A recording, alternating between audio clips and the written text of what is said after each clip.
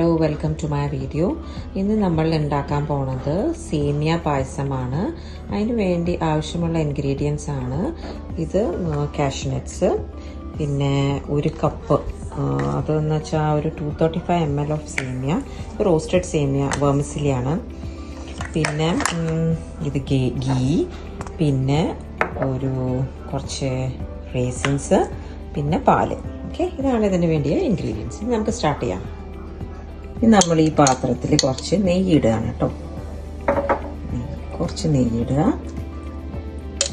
എന്നിട്ട് ഓക്കെ, ഇത്ര നെയ്യ് ഇട്ടിട്ട് നമ്മൾ സ്പീഡ് കുറയ്ക്കുക. എന്നിട്ട് കുറച്ച് നെയ്യൊന്ന് ചൂടാകുമ്പോൾ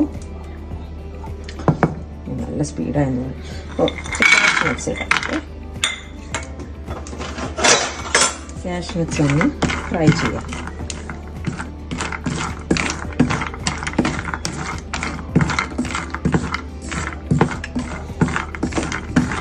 മുന്തിരി, കാഷ്നട്ട്സ് ഇട്ട് കഴിഞ്ഞ് മുന്തിരി ഇടുക. ഇതൊന്ന് വീർക്കും മുന്തിരി, അതുവരെ ഒന്ന് റോസ്റ്റ് ചെയ്യാം.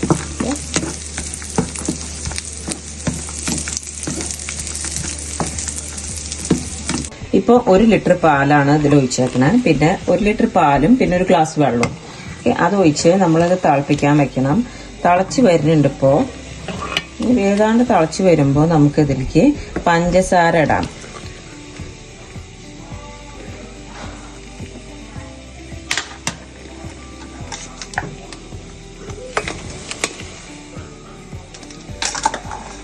എന്നിട്ടൊന്ന് ഇളക്കി കൊടുക്കാം.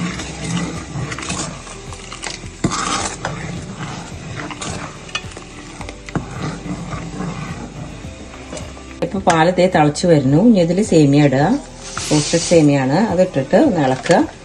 ഇളക്കി കഴിഞ്ഞ് ഒരു മീഡിയം ഫ്ലെയിമിൽ ഒരു 15 മിനിറ്റ് മീഡിയം ഫ്ലെയിമിലൊന്ന് തിളപ്പിക്കുക. ഇപ്പം സേമിയൊക്കെ നന്നായിട്ട് വെന്ത് വന്നിട്ടുണ്ട്. ഇനി ഇതിലേക്കുള്ള കാഷ്നട്ടും മുന്തിരിയും മുമ്പ് വറുത്ത് വെച്ചില്ലേ, അതൊക്കെ എടുക്കുക. ഇതൊക്കെ കൂടി മിക്സ് ചെയ്യുക. അപ്പം നമ്മുടെ സേമിയ പായസം, നല്ല സ്വാദിഷ്ടമായ സേമിയ പായസം റെഡി.